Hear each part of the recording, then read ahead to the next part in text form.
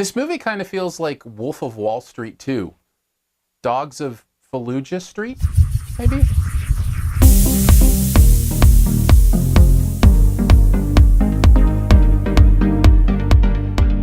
We're talking exclusive access to a stockpile of Soviet bloc non-standard weapons and ammo. That's gonna win this deal for us. He's on a terrorist watch list. Whatever, people end up on that list for bringing scissors onto an airplane. That's not why he's on the list. Look, the Pentagon wants 100 million rounds of AK-47 ammo in the middle of a worldwide shortage. Where do you think they think that's gonna come from? War Dogs stars Jonah Hill and Miles Teller in a true story about a couple of 20-somethings who decide to run guns for the United States of America. Sounds unrealistic, and yet it's true, and that's why it's a movie. Here's 5 things you might want to know about War Dogs. Let's get right into it. This is a movie that's going to depend a lot on the main performances here. Good news, they work well. Jonah Hill and Miles Teller are really good in this. Bought their characters, bought their chemistry, the way they work together, really bought that they were junior high friends getting back together, doing something strange and adventurous and oh so illegal. Bought it all, and a lot of that has to do with the performances they give here. I'm beginning to think Jonah Hill is just such a fun guy to be around off screen that he develops this rapport with his fellow actors and actresses that shows up in the chemistry on screen. I don't know how else to explain how good his chemistry is with everybody he acts with, whether it's Brad Pitt in Moneyball or whoever. I think he's got something going on, and it's on display here, and I think they're really good. I also really enjoyed the true story factor of this film. There are 2 things that a based on a true story needs to do for me, I think, to really sell me on it. Number 1, it has to have the wow factor. The story itself has to have built into it this amazement that it would actually happen. This has that. There is a wow factor. But it also has to have the insight factor. In other words, what am I learning in this true story that I didn't know before? And this movie has that as well. There's some real insight here to how war works, how the United States actually gets its weapons from independent contractors. Very eye-opening, and because of the truth of the situation, very insightful, and I think that worked well.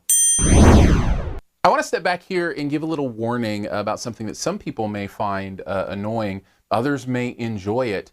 This ends with an open-ended addendum scene. Now, I think it's meant to help us understand the character a little bit better. In general, I like that done during the movie, not after the resolution, so I found it a little bit annoying and unnecessary, but I wanted to give you fair warning. You may walk out of the theater a little confused. If you get the sense that I had a good time during this movie, I think that's fair to say. It certainly got an energy to it, good performances, but it has 2 main flaws that really bring it down. First, let's start with this. I just can't buy into liking anybody in this movie, and I need someone to root for. Now, that's not to say every movie needs a good guy, but sometimes the redemption or the comeuppance, that's the thing you're rooting for. In this case, I think this movie really wants us to root for Miles Teller's character. Builds up his relationship in those ways, builds him up to be interesting, tries to make us understand why he's making these decisions. Here's the problem. They're awful decisions. They're completely based in greed. They're completely illegal. I couldn't put myself in his situation. I'm not saying I don't understand why somebody would do it. Greed is very powerful. Just don't try to sell me that he's a good guy when he's making those decisions. If you want to have redemption and have him have some big, realization and moment, then do that. But I don't even think this movie has that. It has a transition, it's just not a redemption. And because of that, I didn't find a character that I was really willing to root for. And the final negative, and another one I think that brings it down quite a bit, this movie just needed to be tightened up.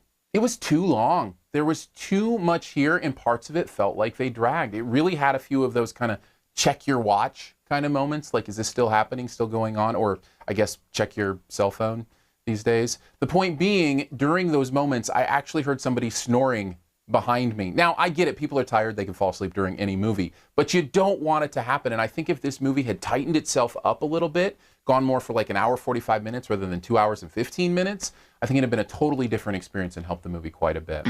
Overall, I feel like War Dogs is a lot of potential that is wasted because of a couple main flaws. Great performances, but I just couldn't buy into these characters enough to give it more than a B-. Thanks for checking out this Your Movie Friend review. We'll get to the best ever challenge here in a bit. First, if you want to find out more about what goes on here, several ways to do that. Click the info button for other reviews, as well as how to support the channel. Follow me on social media. Just search for my name, Aaron Dicer, Aarondicer. That way we can converse on Twitter, Periscope, Snapchat, whatever. Also, if you do the podcast thing, subscribe to SiftPop, SiftPop, SiftPop. That's our podcast. It is weekly. We actually record it live if you want to listen to the live recordings, and then it goes up in the podcast feed. Also do some spoiler casts there as well for these movies that you hear me doing reviews for. We also expand the best ever challenge, so we go a little bit deeper. This week, best ever stop motion animated films we talk about for a little bit, so might want to check out that. All right, best ever category for this movie as we head on to the best ever challenge is this. What is the best ever Jonah Hill movie? All right, you're going to take a guess at mine in the comments. Leave your choice there as well. Here's my clue for mine. I'll just give away the character name. Easily Googleable, but try to do it just out of memory. Character's name was Snotlout. There you go. Take a guess at that one. First person to get it right does get a point. As always, here's 5 extra seconds to hit the subscribe logo. Just click it right down in this corner.